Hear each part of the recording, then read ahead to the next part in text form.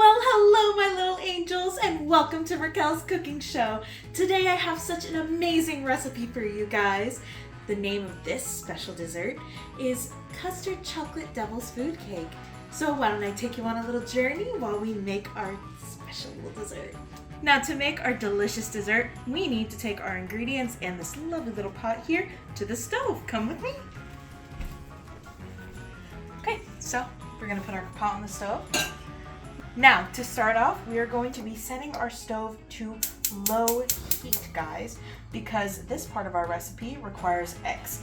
And the one thing you don't want to do in a cake is cook the eggs. Never a fun time. So, we're going to start off with 3 squares of chocolate. We are using Ghirardelli.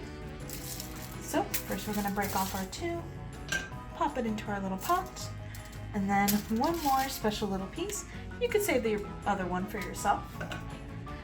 And now we're just gonna let that melt for a second before we go on to our next 2 ingredients. All right, now lovelies, we are gonna start on the rest of our ingredients, which is 1 egg, which we're gonna add in. Then we have a 1/2 cup milk.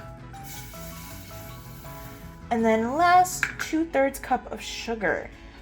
So for this part next, we are going to be beating the items while they're still cooking on the stove.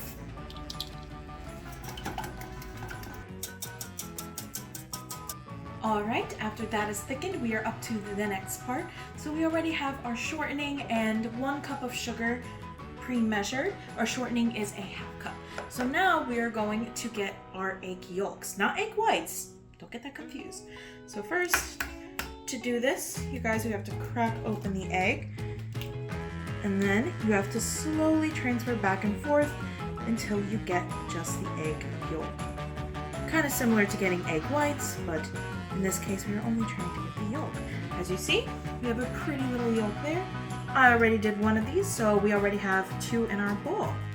Now, time to add that to our last mixture. Lovelies, as we see, our chocolate mixture is now cooled. So first we're going to be adding our 1/2 cup shortening right into there. I would recommend using a spoon to do this. It's rather thick. There we go. So now we have our shortening in the mixture. Next, we need to add our 1 cup sugar. And then finally, our 2 egg yolks. Okay guys, now all we're going to do is we are going to be beating this mixture with our whisk until it becomes fluffy. So my dears, after a while we can see that it's gotten pretty fluffy, and the way to check that it is perfect is you should be able to let your whisk stand and it should stand by itself just like that. The cool little magic trick, no? But now we gotta head into our last ingredients. So we're gonna meet you back over at the table. Back. 2 cups flour. Now, next we need our baking soda and salt. So we need 1/2 teaspoon of salt and then 1 whole teaspoon of baking soda. Before the teaspoon, so you know what we're gonna do. 2 teaspoons of salt and then 4 teaspoons of baking soda.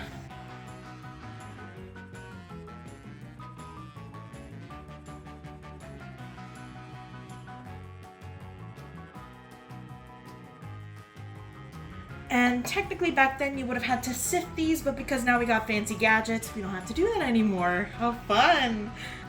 All right, my dears, now before this next part where we're mixing our ingredients together that we all got, just a reminder to preheat your oven to 350, because soon we're gonna be putting it in the pan and getting ready for this.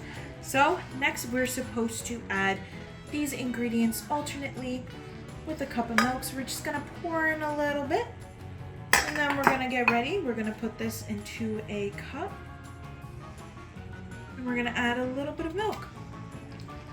And then we're gonna keep going back and forth, my dears, back and forth.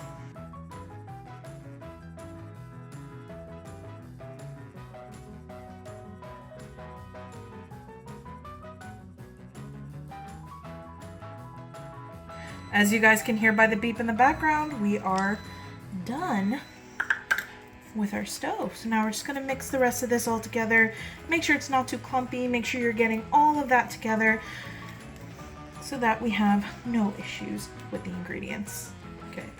And now we will be adding our chocolate mixture into this, but I think that's a whole lot of extra work. So let's just have the camera do the work for us, shall we? Look at that, already mixed in. So just for this, we just kept mixing in these both until we have this beautiful consistency. And now the next part is we gotta butter our pan to get it ready to put in the oven. Let's go. Now we're just gonna add some butter to the pan. So most people like to do it by hand. I already washed my hands twice, so we are good to start adding butter to this pan. Now that our pan is ready, it is time to spill our beautiful batter inside. We're just gonna go probably from the center here and make sure we evenly coat on all sides. Pop it in the oven. Now our recipe says for about 25 to 35 minutes. So we're gonna put this in for now, and we're gonna keep a nice close eye on it to make sure that our little baby cooks perfectly. And by now the cake is done, so it's time to take it out of the oven and let it cool for a bit before we do our brown velvet frosting. There we go. I will take over from here. So thank you to our lovely baker who made the cake so beautiful. But this recipe book, as you see here, is from Trentoniana from the Trenton Public Library.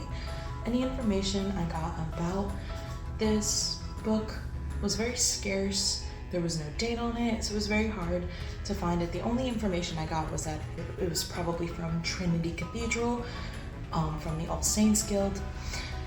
Well, I did look up and find that there was a Trinity Cathedral still in Trenton. I don't know if it's the same one, so this is going based off the assumption that it is. And if it is, then that is most likely the origin of this book. Otherwise, it's kind of a blur and there's not much to know. However, that makes it so interesting because we have these beautiful recipes. There were even more than this, one being called a forgotten dessert, and so many other ones that I'd love to try. And if you yourself would love to try and bake a recipe like this, as well as the many others that you can find in the cookbooks, or even other artifacts such as these, you could go to Trentoniana and Trenton Public Library. Now, thank you for watching and enjoy!